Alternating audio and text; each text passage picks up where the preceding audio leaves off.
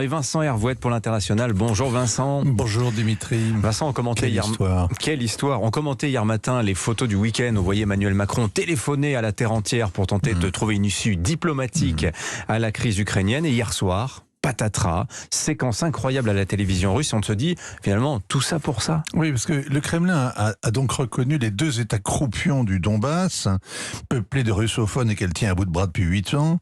Deux républiques populaires de misère, grandes comme 3 départements français, mais qui sont un cul-de-sac. 3 millions d'habitants avec un maximum de chômeurs, de vieillards, un taux d'alcoolisme impressionnant, une industrie lourde qui est à la casse.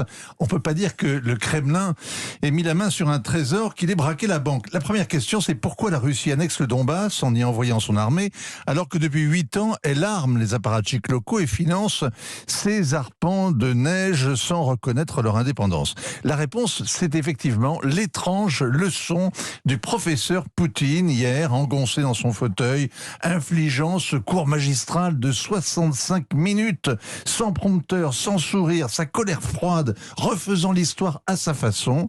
Ça plaît aux Russes, toujours patriotes, mais ça, Hafez al-Assad, le tyran syrien, infligeait à peu près le même genre de fresque à ses visiteurs français venus plaider pour le Liban et tenter en vain d'amadouer le Raïs dont on connaissait la capacité de nuisance. Poutine, comme Assad, prend sa revanche de l'humiliation. C'est la même paranoïa face à l'Occident, le même mépris notamment de la vérité, la même nostalgie impériale, le même ressentiment qui jamais ne désarme. Un ressentiment pour le fameux ordre de sécurité, bâti à la sortie de la guerre froide. Alors l'Europe se promet de réagir avec fermeté avec la décision de reconnaissance de ces États du Donbass.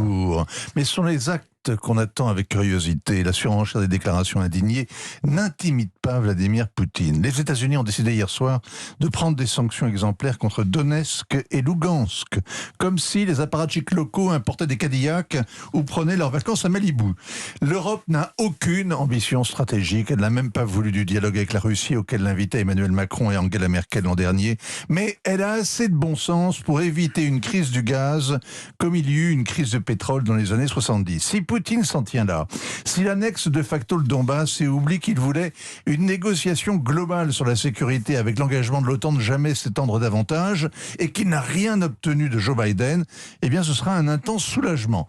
Il a gagné le Donbass, mais il aura perdu l'Ukraine et la partie avec Washington.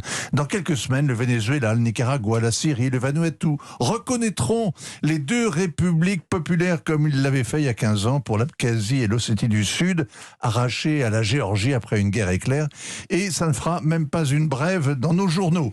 Malheureusement, le déploiement de l'armée russe le long de la ligne de démarcation cette nuit avec l'ordre de maintenir la paix, c'est-à-dire au contact direct de l'armée ukrainienne, fait courir maintenant un risque majeur. C'est une épée de Damoclès pointée sur Kiev.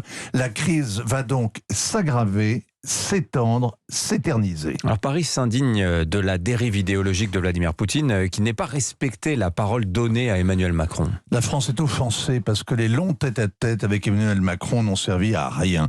Vladimir Poutine a gagné du temps, les accords de Minsk jamais respectés, le format de Normandie, toute cette diplomatie flatteuse était en papier et il en a fait des confettis. En guise de bilan provisoire, on peut ajouter que l'Amérique peut se réjouir, l'OTAN retrouve une raison d'exister, l'Ukraine amputée n'y sera jamais admise, mais si elle l'avait été, elle serait intacte. CQFD. La Chine aussi peut se frotter les mains. Vladimir Poutine a fait attention à respecter la trêve olympique.